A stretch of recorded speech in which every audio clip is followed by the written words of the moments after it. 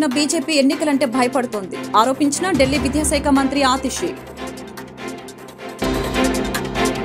ఎప్పుడు గంజాయి అక్రమ రవాణాతో వార్తలు నిలిచే విశాఖలో కొకైన్ కలకలం. బ్రెజిల్ నుంచి వచ్చిన ఓ కంటైనర్లో సుమారు 25,000 కిలోల కొకైన్ లభ్యం. విశాఖ డ్రగ్స్ కేసులో వైసీపీ ప్రభుత్వంపై టీడీపీ చేస్తున్న తప్పుడు ఆరోపణలు, సోషల్ మీడియాలో తప్పుడు ప్రచారాలపై మండిపడ్డ వైసీపీ రాష్ట్ర ప్రధాన కార్యదర్శి సజ్జల రామకృష్ణారెడ్డి. వారి తీరు చూస్తే డ్రగ్స్ రవాణాలో టీడీపీ బీజేపీ నేతల పాత్ర ఉందని అనుమానం కలుగుతుందని ఆరోపణ. వేమూరు నియోజకవర్గం భావితరాల భవిష్యత్తు కొరకు అహర్నిశలు శ్రమిస్తూ ఎన్ని అడ్డంకులు ఎదురైనా ధైర్యంగా సాహసోపేతంగా ఎదుర్కొంటున్న మాజీ మంత్రి నక్కా ఆనందబాబు. కొనియాడిన నక్కా ఆనందబాబు తనయుడు డాక్టర్ నక్కా అఖిలేష్. పొన్నూరు అసెంబ్లీ స్వతంత్ర అభ్యర్థిగా రావి వెంకటరమణ. కేంద్రంలో అధికారంలో ఉన్న బీజేపీ ఎన్నికలంటే భయపడుతుందని ఢిల్లీ విద్యాశాఖ మంత్రి ఆతిషి ఆరోపించారు. ఢిల్లీ మద్యం పాలసీ కేసును సీపీఐ ఈడీ గత 2 ఏళ్లుగా దర్యాప్తు చేస్తున్నప్పటికీ అక్రమాలు జరిగాయని అనటానికి ఒక్క ఆధారం కూడా సేకరించలేకపోయారని చెప్పారు. ఎన్నికలు సమీపిస్తూ ఉండటంతో కేజ్రీవాల్ ను నేరుగా ఎదుర్కొనలేక దర్యాప్తు సంస్థలతో అరెస్టు చేయించారని విమర్శించారు. మొదటిసారిగా అధికారంలో ఉన్న ఓ ముఖ్యమంత్రిని కేంద్ర ప్రభుత్వం అరెస్టు చేయించిందని తెలిపారు. లోక్సభ ఎన్నికల ప్రకటన వెలువడిన తర్వాత ఒక పార్టీ జాతీయ కన్వీనర్ ను అరెస్టు చేయడం దేశ చరిత్రలో ఇదే తొలిసారని చెప్పారు. ఇది బీజేపీ రాజకీయ కుట్ర అంటూ ఆగ్రహం వ్యక్తం చేశారు. भारतीय जनता पार्टी शासित केंद्र सरकार और उनके पॉलिटिकल हथियार एनफोर्समेंट डायरेक्टोरेट ने गिरफ्तार कर लिया है, लेकिन मैं भारतीय जनता पार्टी को यह बताना चाहती हूं कि अरविंद केजरीवाल सिर्फ एक मुख्यमंत्री नहीं है, अरविंद केजरीवाल सिर्फ एक नेता नहीं है, अरविंद केजरीवाल एक विचार है, अरविंद केजरीवाल एक प्रेरणा है, अरविंद केजरीवाल वो आदमी है जो अपनी आईआरएस की नौकरी छोड़कर, इनकम टैक्स की नौकरी छोड़कर दिल्ली की सड़कों पर उतरा था इस देश के लोकतंत्र को बचाने के लिए, इस देश के संविधान को बचाने के लिए। और आज अगर आपने चुनाव से जस्ट पहले अरविंद केजरीवाल को गिरफ्तार किया है, उनको कैंपेन में जाने से रोकने के लिए गिरफ्तार किया है, तो मैं भारतीय जनता पार्टी को बता दूं कि आप एक अरविंद केजरीवाल को गिरफ्तार कर सकते हैं, लेकिन हजारों अरविंद केजरीवाल दिल्ली की सड़कों पे और देश की सड़कों पे उतरेंगे इस देश के लोकतंत्र को बचाने के लिए। आज भारतीय जनता पार्टी ने लोकतंत्र को खत्म करने का कोई प्रयास नहीं छोड़ा। हम देख रहे हैं कि किस तरह से एक के बाद एक सभी विपक्षी दलों पे और सभी विपक्षी नेताओं पे हमले हो रहे हैं। अगर वो भारतीय जनता पार्टी में चले जाते हैं तो उनके खिलाफ केस बंद हो जाते हैं, अगर वो भारतीय जनता पार्टी में जाने से मना कर देते हैं तो उन्हें उठा के जेल में फेंक दिया जाता है। दूसरी तरफ हमने देखा है कि किस तरह से कंपनियों को ईडी और सीबीआई के माध्यम से डरा के, धमका के, उन पे केस करके उनसे इलेक्टोरल बॉन्ड्स के माध्यम से हजारों करोड़ की उगाही करी है भारतीय जनता पार्टी ने। ఎప్పుడు గంజాయి అక్రమ రవాణాతో వార్తల్లో నిలిచే విశాఖలో కొకైన్ కలకలం రేపింది. బ్రెజిల్ నుంచి వచ్చిన ఓ కంటైనర్లో సుమారు 25 కిలోల డ్రై ఈస్ట్లో కొకైన్ కనిపించడం తీవ్ర సంచలనంగా మారింది. దీనిపై విశాఖ నగర పోలీస్ కమిషనర్ రవిశంకర్ మాట్లాడారు. విశాఖలో డ్రగ్స్ పట్టుబడిందని, ఈ ఘటనపై సిపిఐ విచారణ చేపడుతుందని తెలిపారు. విశాఖలో ప్రైవేట్ కంటైనర్ టెర్మినల్ తమ పరిధిలోనిది కాదని తెలియజేశారు. ఇప్పుడు ఒకటే అండి, ఇప్పుడు we're all on deputation to Election commission of India and we have no political what you call pressure or any leanings or something like that. వాళ్ళు మమ్మల్ని పిలిపించారు కాబట్టి, ఎందుకంటే వాళ్ళ దగ్గర అప్పుడు డాగ్ స్క్వాడ్ లేదు. ఆ డాగ్ స్క్వాడ్ కోసం అక్కడ ఉన్న కస్టమ్స్ ఎస్పీ ఎవరైతే ఉన్నారో ఇక్కడ పోర్ట్లో, he called us and he requested to send the dog squad for finding out, sniffing చేసుకొని అది తెలుసుకోవాలని చెప్పేసి ఆ ఉద్దేశంతో పిలిపించారు. మన దగ్గర నుంచి వాళ్ళే కస్టమ్స్ ఎస్పీ, నేనే చెప్తున్నాను కదా, నా దగ్గర ఫోన్ కాల్ రికార్డ్ ఉంది కదా, so they have only called, వాళ్ళే ఫోన్ చేసి రిక్వెస్ట్ చేశారు. లేకపోతే మాకు తెలిసేదే కాదు, యాక్చువల్లీ అక్కడ మా పరిధి కూడా కాదు, ఎందుకంటే that is a private port, JN Bakshi owned private port కాబట్టి అక్కడ వెళ్ళేది కాదు, మా జ్యూరిస్డిక్షన్ కూడా కాదు అక్కడ, until unless they call. So akkada customs superintendent office undi left side lo as you enter inside. So customs superintendent called called us for the requested for the dog squad అండి. ఆ dog squad ఇక్కడ నుంచి DSP AR లో ఉంటారు కదా, arm reserve లో, వాళ్ళు తీసుకొని వెళ్ళారు. అక్కడ వెళ్ళిన తర్వాత వాళ్ళు దాన్ని ఉపయోగించి they try to sniff out whether అక్కడ డ్రగ్స్ ఉందా లేదా అని చెప్పేసి కంటైనర్ దగ్గరికి, అంతవరకే. కానీ దాని తర్వాత ఏమీ లేదు.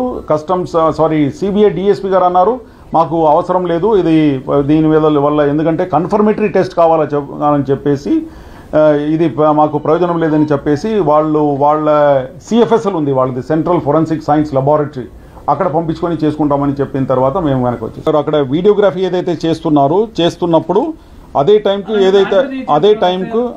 టైంకు మన డాగ్ స్క్వాడ్ ఏదైతే ఉందో, డాగ్ స్క్వాడ్ తర్వాత లోకల్ అక్కడ ఉన్న ఏమంటారు దట్ జేఎన్ బక్షి వాళ్ళ పోర్ట్ ఆఫీషియల్స్ అందరు కూడా అదే టైంకి అక్కడ వచ్చారు. వచ్చినప్పుడు వాళ్ళ వీడియో ఏదో ఇంటరప్ట్ అయిందట, దానికోసం వాళ్ళు రాసుకున్నారు. Because they have to explain the process of videography. దాంట్లో ఏదైనా ఏమంటారు అది బ్రేక్ ఏదైనా వచ్చిందంటే దాన్ని ఎక్స్ప్లెనేషన్ కోసం అట్లా రాసుకున్నారు. కానీ that is a technical this thing for the seizure procedure కండి. ఏదైతే వీడియో తీస్తున్నప్పుడు మధ్యలో బ్రేక్ ఏదైతే వచ్చిందో దానికి ఈ విధంగా రాసుకున్నారు, కానీ వేరే ఏమి లేదు. ఇదే ఎక్స్ప్లెనేషన్ వాళ్ళు కూడా మాకు చెప్పారు. అది కాకుండా ఇక్కడ పొలిటికల్ గా కానీ ఏమి లేదు. We're all on deputation to Election commission of India, so we're answerable to Election commission of India. And అంతవరకే. కానీ ఇక్కడ పొలిటికల్ గా కానీ ఇక్కడ తర్వాత ఫ్యాక్ట్స్ వెరిఫై చేయకుండా ఎవరు ఇట్లాంటి అది ఇదని ఏమీ మాట్లాడకూడదండి. ఎందుకంటే we are all under election code అండి. We are answerable to the election commission of India. Telangana రాష్ట్ర ముఖ్యమంత్రి రేవంత్ రెడ్డిని భద్రాచలం ఎమ్మెల్యే తెల్లం వెంకట్రావు గురువారం హైదరాబాద్ లో కలిసి శాలువాతో సత్కరించారు.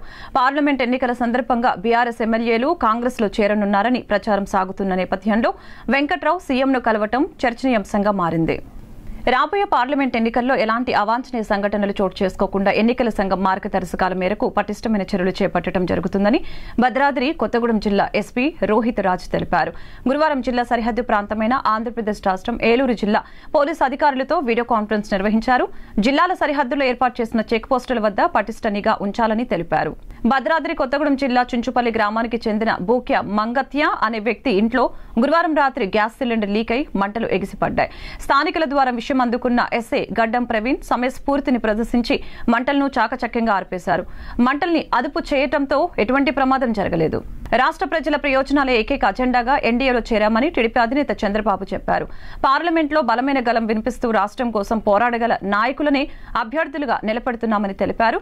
పార్లమెంటుకు పోటీ చేసే 13 మంది తెలుగుదేశం అభ్యర్థుల్ని, వీరితో పాటు మరో 11 అసెంబ్లీ స్థానాలకు కూడా అభ్యర్థుల్ని ప్రజాభిప్రాయం మేరకు ఎంపిక చేసి ప్రకటిస్తున్నామని చెప్పారు. టీడీపీ అభ్యర్థుల 3వ జాబితా విడుదలైంది. 11 అసెంబ్లీ స్థానాలతో పాటు 13 పార్లమెంట్ అభ్యర్థుల్ని ఈ జాబితాలో పార్టీ ప్రకటించడం జరిగింది. పొత్తులో భాగంగా 144 అసెంబ్లీ, 17 పార్లమెంటు స్థానాల్లో టీడీపీ పోటీ చేయనున్న విషయం విదితమే. దీనిలో భాగంగా ఇదివరకే 128 అసెంబ్లీ స్థానాలకు అభ్యర్థుల్ని ప్రకటించింది. ఇప్పుడు మరో 11 మంది అభ్యర్థుల్ని ఖరారు చేసింది. కాగా మరో 5 శాసనసభ, 4 ఎంపీ స్థానాలను పెండింగ్లో పెట్టింది. ఈ సందర్భంగా టీడీపీ అధినేత చంద్రబాబు ఎక్స్ వేదికగా స్పందిస్తూ రాష్ట్ర ప్రజల ప్రయోజనాలే ఏకైక అజెండాగా ఎన్డీఏలో చేరామని చెప్పారు. పార్లమెంట్లో బలమైన గలం వినిపిస్తూ రాష్ట్రం కోసం పోరాడగల నాయకులని అభ్యర్థులుగా నిలబెడుతున్నామని తెలిపారు. పార్లమెంటుకు పోటీ చేసే 13 మంది తెలుగుదేశం అభ్యర్థుల్ని, వీరితో పాటు మరో 11 అసెంబ్లీ స్థానాలకు కూడా అభ్యర్థుల్ని ప్రజాభిప్రాయం మేరకు ఎంపిక చేసి ప్రకటిస్తున్నామని చెప్పారు. ప్రజలారా దీవించండి అంటూ ట్వీట్ చేశారు. మరొక వైపు తాజా జాబితాలో బోడే ప్రసాద్, సోమిరెడ్డి చంద్రమోహన్ రెడ్డి, వసంతకృష్ణ ప్రసాద్, ఐతాబత్తుల ఆనందరావు ఎంపీ అభ్యర్థిగా, కేశినేని చిన్ని తదితరులకు అవకాశం దక్కింది. నమ్మకం ఉంచి తనకు ఎంపీ అభ్యర్థిగా అవకాశం కల్పించినందుకు 7 నియోజకవర్గాలలో తెలుగుదేశం జెండా ఎగరవేస్తానని, 7 నియోజకవర్గాలను గెలిచి చంద్రబాబుకు కానుకగా ఇస్తామని విజయవాడ ఎంపీ అభ్యర్థి కేశినేని శివనాథ్ చిన్ని ధీమా వ్యక్తం చేశారు. రాష్ట్రంలో అరాచక పాలనకు స్వస్తి పలకాలని, రానున్న ఎన్నికల్లో టీడీపీ, జనసేన, బీజేపీల ఉమ్మడి కూటమి ప్రభుత్వాన్ని అధికారంలోకి తీసుకుని రావాలని ఆయన కోరారు.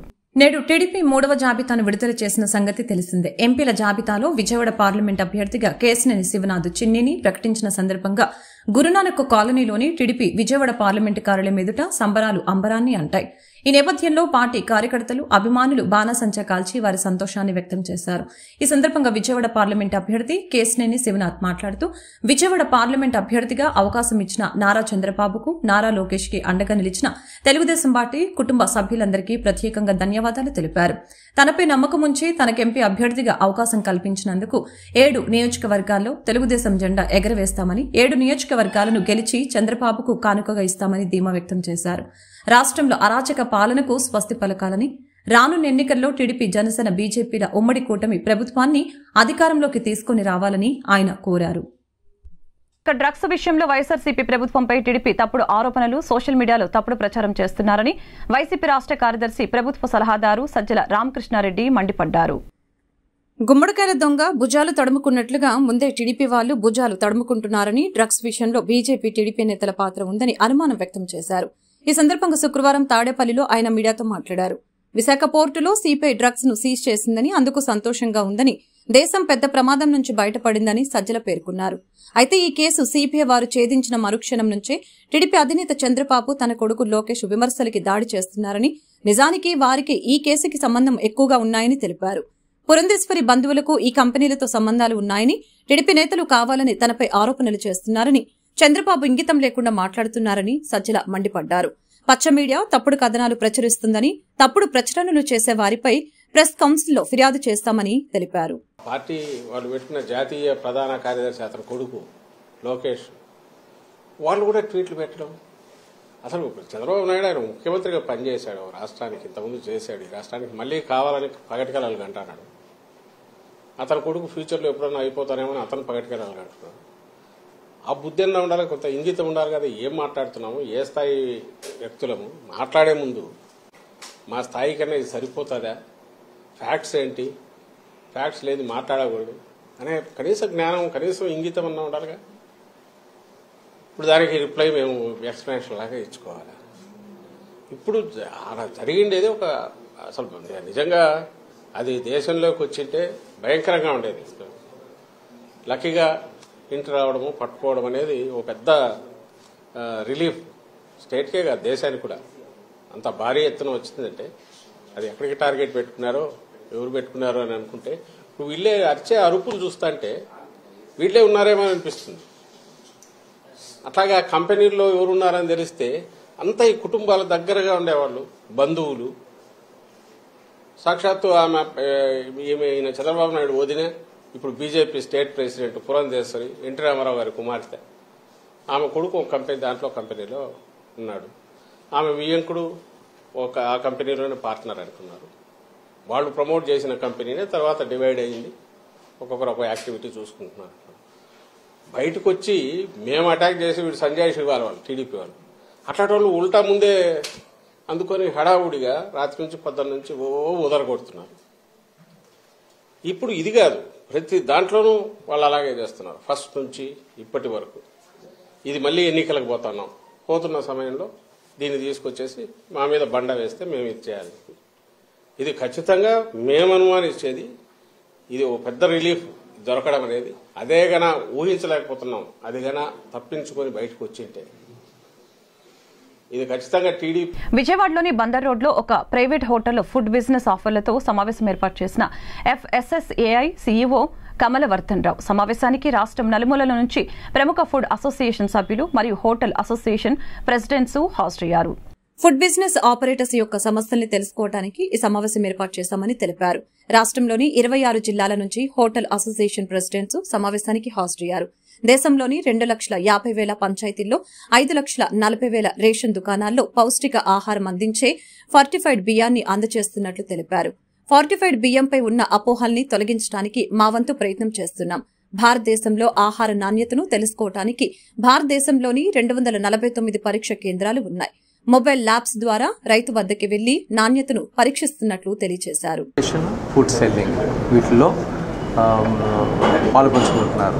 సో వీళ్ళందరికీ కూడా ఒక సేఫ్ ఫుడ్ అనేది 140 crores సప్లై చేయడంలో, స్టాండర్డ్స్ తయారు చేయడంలో food safety and standards authority of India ఒక 2006 యాక్ట్ ప్రకారం రూపీకరించుకున్నాము.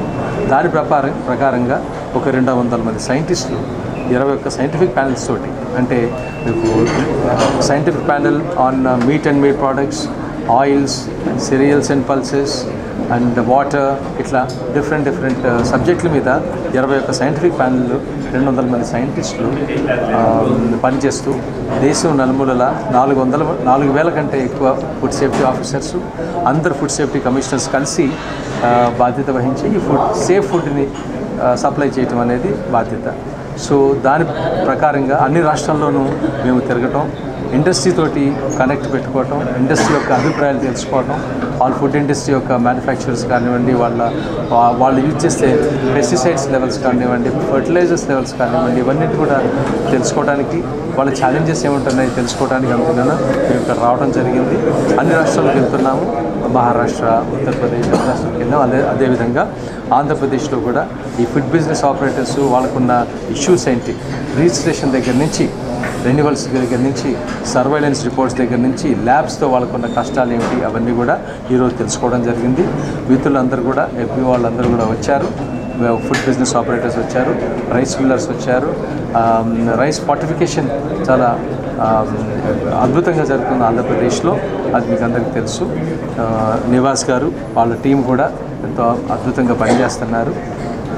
రైస్ ఫార్టిఫికేషన్ అనేది ఇప్పుడు దేశం నలుమూలల 2,50,000 పంచాయత్స్లో 5,40,000 రేషన్ షాప్స్. బాపట్ల జిల్లా వేమూరు నియోజకవర్గం బట్టిప్రోలు మండలంలో ఓటు అవగాహన సదస్సు నిర్వహించిన Bhattiprolu assistant project manager Shriman Narayana. ఈ కార్యక్రమంలో పాల్గొన్న బట్టిప్రోలు మండల తహసీల్దార్, డిప్యూటీ తహసీల్దార్ కార్యాలయ సిబ్బంది, పొదుపు సంఘాల మహిళలు పెద్ద ఎత్తున పాల్గొన్నారు. ఈ కార్యక్రమంలో అసిస్టెంట్ ప్రాజెక్టు మేనేజర్ మాట్లాడుతూ ఓటు 18 సంవత్సరాలు ప్రతి ఒక్కరూ రాజ్యాంగం ద్వారా కల్పించబడిందని, ప్రతి ఒక్కరూ ఓటు ద్వారా ప్రజా ప్రతినిధుల్ని ఎన్నుకునే అవకాశం ఉందని తెలిపారు. 2024 సార్వత్రిక ఎన్నికలకు సమయం వచ్చిందని, ప్రతి ఒక్కరూ తమ ఓటు ద్వారా నాయకుల్ని ఎన్నుకోవాలని అన్నారు. అప్పుడే మంచి భవిష్యత్తు ఉంటుందని, అదే కాకుండా 18 సంవత్సరాలు నిండిన వారు ఏప్రిల్ 15వ తారీఖు వరకు ఓటు పెట్టుకునేందుకు అవకాశం ఉందని తెలిపారు. కావున ప్రతి ఒక్కరూ ఈ అవకాశాన్ని సద్వినియోగపరుచుకోవాలని శ్రీమన్నారాయణ తెలిపారు. ఈ కార్యక్రమంలో వీఆర్ఓలు, సీసీలు, వీఓఏలు, డ్వాక్రా మహిళలు తదితరులు పాల్గొన్నారు. గౌరవ పెద్దలు, భారత రాజ్యాంగ నిర్మాత, భారతరత్న బాబాసాహెబ్ డాక్టర్ అంబేద్కర్ గారు భారతదేశంలోని పెద్దలందరూ కలిపి స్వాతంత్రానంతరం మన భారతదేశంలో మహిళలకు, పురుషులకు అందరికీ కలిపి వయసును ఆధారంగా చేసుకొని 18 సంవత్సరాలు నిండిన ప్రతి ఒక్కరికి వయో పరిమితి ప్రకారం ఓటు హక్కుని ఇవ్వటం జరిగింది. ప్రతి ఒక్కరికి సమానంగా ఈ ఒక్క ఓటు హక్కుని రానున్న సార్వత్రిక ఎన్నికల్లో, 2024 సార్వత్రిక ఎన్నికల్లో ప్రతి ఒక్కరూ చక్కగా వినియోగించుకొని తమ యొక్క ఓటు విలువని తెలియజేసుకోవాలని కోరుకుంటూ, మా పై అధికారులు ఇచ్చిన ఆదేశాల మేరకు ఈరోజు ఈ ర్యాలీని నిర్వహించడం జరుగుతుంది, ఓటు హక్కు అవగాహన ర్యాలీని. దీనిలో భాగంగా మన బట్టిప్రోలు మండలం పరిధిలోని ప్రతి ఒక్క ప్రజలు, 18 సంవత్సరాలు నిండిన ప్రతి ఒక్కరూ చక్కగా తమ యొక్క ఓటు హక్కును వినియోగించుకోవాలని కోరుకుంటూ, ఈ అవకాశాన్ని మాకు ప్రజలందరూ కూడా గమనించాలి. మీ యొక్క ఓటు విలువ తెలుసుకొని సక్రమంగా ప్రజల కొరకు వినియోగపడే వ్యక్తులను ఎన్నుకోవాలి. చక్కగా సేవలు అందించేవారిని, మనకు ఉపయోగపడే, ప్రజలకు ఉపయోగపడే సర్వీస్ చేసేవారిని గుర్తించి ఎక్కడో కూడా ప్రలోభాలకు లోను కాకుండా మీ ఓటును వినియోగించుకోవాలి. అలాగే 18 సంవత్సరాలు నూతనంగా నిండినటువంటి వయోజనులు ఎవరైనా అయితే ఉన్నారో వారందరూ కూడా రానున్న ఏప్రిల్ 15వ తేదీలోగా మీ యొక్క సంవత్సరాలు నిండిన యువకులందరూ కూడా రానున్న ఏప్రిల్ 15వ తేదీలోగా ప్రతి ఒక్కరూ మీ ఓటు హక్కును వినియోగించుకోవాలని కోరుకుంటూ, ఈ యొక్క ఓటు హక్కు అవగాహన ర్యాలీని అందరూ వచ్చి విజయవంతం చేసినందుకు మీడియా మిత్రులకి, అధికారులకి, పాల్గొన్న వారికి, ప్రజలందరికీ కూడా పేరు పేరున ధన్యవాదాలు తెలియజేసుకుంటూ ముగిస్తున్నాం. థ్యాంక్ యూ అన్నారు. ప్రపంచ వాటర్ దినోత్సవాన్ని పురస్కరించుకొని పరిటాలలోని ఎంవీఆర్ కళాశాలలో విద్యార్థులు భవిష్యత్తులో నీళ్లను ఎలా శుద్ధి చేసుకోవాలి, ఎలా రక్షించుకోవాలి అనే వాటిపై ప్రాజెక్టులు నిర్వహించడం జరిగింది. ఈ కార్యక్రమానికి ఎన్టీఆర్ డిస్టిక్ గ్రౌండ్ వాటర్ అధికారి విచ్చేసి విద్యార్థులు తయారు చేసిన ప్రాజెక్టుల్ని సందర్శించారు. ఈ సందర్భంగా ఆయన మాట్లాడుతూ భవిష్యత్తులో మనం మంచినీళ్లను ఎలా కాపాడుకోవాలి అనే అంశంతో విద్యార్థులు మంచి ప్రాజెక్టుల్ని నిర్వహించడం అభినందనీయమని ఆయన కొనియాడారు. ఆంధ్రప్రదేశ్లో నదులు ఎక్కువగా ఉన్నాయని, ఆ నదుల నుంచి వచ్చే నీళ్లు సముద్రం పాలవుతున్నాయని వాటిని రక్షించుకోవాల్సిన బాధ్యత మనందరిపైన ఉందని అభిప్రాయం వ్యక్తం చేశారు. భవిష్యత్తులో నీరు ప్రధానమైనదని, ఆ నీటిని ఎలా వినియోగించుకోవాలి అనే అవగాహన ప్రతి విద్యార్థి అలవర్చుకోవాలని ఆయన సూచించారు. వరల్డ్ వాటర్ డేని ఇంత ఘనంగా నిర్వహించినందుకు ముఖ్యంగా ఎంవీఆర్ కాలేజ్ని మనందరం అభినందించాలి, ముఖ్యంగా సివిల్ ఇంజనీరింగ్ డిపార్ట్మెంట్ని.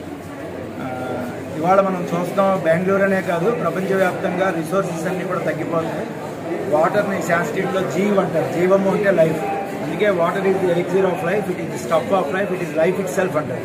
ఎప్పుడైతే మనం ఈ వాటర్ని సరిగ్గా ప్రాపర్గా యూజ్ చేసుకోలేమో మొత్తం ప్రపంచంలో ఉన్న అంత జీవరాశికి కూడా చాలా తీవ్రమైన నష్టాన్ని చేకూరుస్తుంది. 1972 స్టాక్హోమ్ కాన్ఫరెన్స్లో మహాకవి శ్రీశ్రీ తెలుగు వాళ్ళని రిప్రజెంట్ చేస్తూ వెళ్ళాడు ఆయన. ఇందిరాగాంధీ దానికి చీఫ్ గెస్ట్. అప్పుడు ఆయన దీని యొక్క ఇంపార్టెన్స్ని గ్రహించి తిరిగి ఇందిరాగాంధీని ఎడ్యుకేట్ చేయడం మూలంగా మాత్రమే 1974లో ఇండియాలో మొట్టమొదటి వాటర్ యాక్ట్ అనేది వచ్చింది. సో అప్పట్లోనే మనం దాన్ని ప్రాముఖ్యత అంతలా గ్రహించామంటే ఇవాళ ఇంకా చాలా ప్రతి డ్రాప్ని కూడా మనం చాలా యూజ్ చేసుకోవాల్సిన అవసరం ఉంది. రెయిన్ వాటర్ని బోల్డ్ వేస్ట్ చేసేస్తున్నాం. అప్పుడే శ్రీశ్రీ చెప్పాడు, ఉప్పొంగే జీవనదీ జలాల నీరు ఉప్పు సముద్రం పాలు అని. సో ఇవాళ నదుల్లోంచి వచ్చే hundreds of TMC of fresh sweet వాటర్ని సముద్రాల్లోకి వదిలేస్తున్నాం. మనకి చాలా వాటర్ ఉంది. ముఖ్యంగా ఆంధ్రప్రదేశ్ నదుల రాష్ట్రం అంటాం. ఇందులో ఉన్న నదులు ఇంకెక్కడా లేవు. పంజాబ్లో 5 నదులే ఉన్నాయి. అయినా అంత రిచ్ అవ్వడానికి కారణం అక్కడ నదులే. మనకి 40 నదులు ఉన్నాయి. నిజంగా చెప్పాలంటే అది పంజాబ్లో ఇప్పుడు 3 నదులే ఉన్నాయి. 2 నదులు పాకిస్తాన్లోకి వెళ్ళిపోయాయి, పాకిస్తాన్లో ఉన్న పంజాబ్లోకి వెళ్ళిపోయాయి. కాబట్టి మనకి ఇన్ని నదులు ఉన్నాయి, కానీ చాలా మటుకు మీరు కృష్ణానదే చూసుకోండి, ఇంకిపోయింది డ్యాములు కట్టేయడం మూలంగా. ఈ వాటర్ ప్రతి డ్రాప్ని యూజ్ చేయడం మనం ప్రాపర్గా చేయలేకపోతే సస్టైనబుల్ డెవలప్మెంట్ అంటే industry in harmony with nature అంటారు. అంటే జనరేషన్ అంటే ఒక 30 years అనమాట. సో సస్టైనబుల్ డెవలప్మెంట్ అంటే కేవలం మన యొక్క మంచి చూసుకోకుండా రాబోయే 2-3 తరాలు అంటే రాబోయే 60-70 సంవత్సరాలను దృష్టిలో పెట్టుకుని మనం ఏ యాక్టివిటీ చేసినా చేయాలి. దాన్ని దృష్టిలో పెట్టుకుని మనం దీన్ని కాపాడుకోవాల్సిన అవసరం ఉంది. అయితే యూకే ప్రెసిడెంట్ ఏమన్నాడంటే, ప్రైమ్ మినిస్టర్ టోనీ బ్లేర్ ప్రపంచంలో ఉండే సమస్యలన్నిటికీ సొల్యూషన్స్ 3 సొల్యూషన్స్ అని చెప్పాడు. ఏంటంటే అవి 1 ఎడ్యుకేషన్, 2 ఎడ్యుకేషన్, 3 ఎడ్యుకేషన్ అని చెప్పాడు. అంటే ఈ ఎడ్యుకేషను, అవేర్నెస్ ఇలాంటి సెమినార్ల ద్వారా కండక్ట్ చేయడం ద్వారా మాత్రమే మనం ఈ వాటర్ అనే క్రైసిస్ని మనం సాల్వ్ చేయగలమని ఆయన చెప్పడం జరిగింది. ఇది ముమ్మాటికి సత్యం. I wish this program a grand success and thank you. Bhadradri Kothagudem జిల్లా బూర్గం పహాడ్ మండల కేంద్రంలోని కిన్నెరసాని వాగు వద్ద ఏర్పాటు చేసిన మన ఇసుక మన వాహనం ఇసుక ర్యాంప్ని స్థానిక తహసీల్దార్ ముజాహిద్ రిబ్బన్ కట్ చేసి ప్రారంభించారు. ఈ కార్యక్రమాన్ని ఉద్దేశించి ఆయన మాట్లాడారు. ప్రజలకు అందుబాటులో తక్కువ ధరకు ఇసుక ఇంటి ముంగిటకు చేరుతుందని తెలిపారు. ప్రజలు MIV యాప్లో ఇసుక బుకింగ్ చేసుకోవచ్చని అన్నారు. మన ఇసుక మన వాహనం ర్యాంపులు ప్రారంభంతో అక్రమ ఇసుక రవాణాకు చెక్ పెడుతుందని తెలియజేశారు.